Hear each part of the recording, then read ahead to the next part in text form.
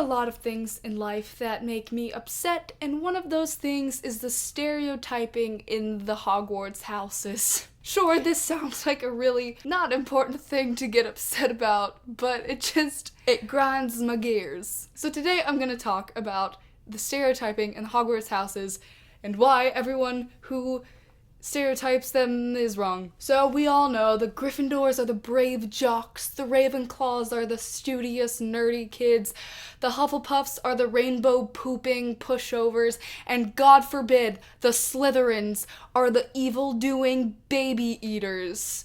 Right? That's what we all think of when we think of the Hogwarts houses. I haven't really seen a lot of Gryffindor stereotypes, and I think this is because in the books, the Gryffindor house is the house that we see the most of, so we have the most knowledge of the characters, so there's a lot more character diversity in the Gryffindor house. Ravenclaws are stereotyped as the nerdy kids, when in reality they probably do their homework just as often as any other kid, if not less, because they're probably getting distracted by something else that's interesting them that they want to learn about, and the homework is just something stupid that they're gonna push aside until they figure this other thing out. My camera just shut off. That was very rude of it. Hufflepuffs are not the rainbow-pooping pushovers that everyone thinks that they are.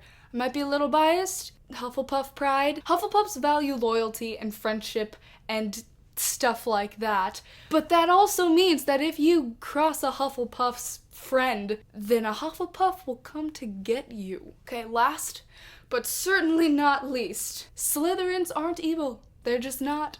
There might be some Slytherins that are evil, and evil people are sometimes cunning as well. Are you seriously telling me that you're gonna put Tonks on the same level as freaking Voldemort? No, you're not. Because Tonks is nothing like Voldemort. They just were in the same house. Take Luna Lovegood, for example. She values her friendships. She's super loyal. She had those paintings on her walls, and there were the chains that connected all of the pictures of her friends. But she was in Ravenclaw because she valued knowledge and learning and stuff like that. Sure, she might have been wanting to learn about the crumple-horned Snorkak, but it's knowledge either way. And Gilderoy Lockhart.